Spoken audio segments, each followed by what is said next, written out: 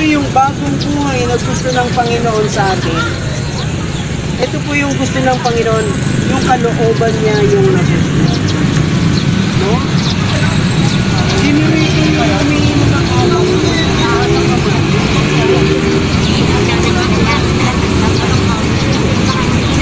Sino na nalasing dito?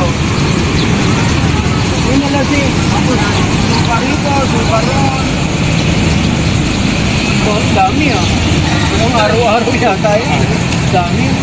Oh, kapatid, ito yung gusto ng Panginoon. Sabi niya, palikuran na natin. Palikuran na natin yung pag-inom. Kasi meron na tayong bagong buhay na tinatahak. Gusto ng Panginoon, yung buhay na binago niya. Yung sumusunod na puso. Ang gusto ng Panginoon dito. Kapatid, dito sabi rito, yung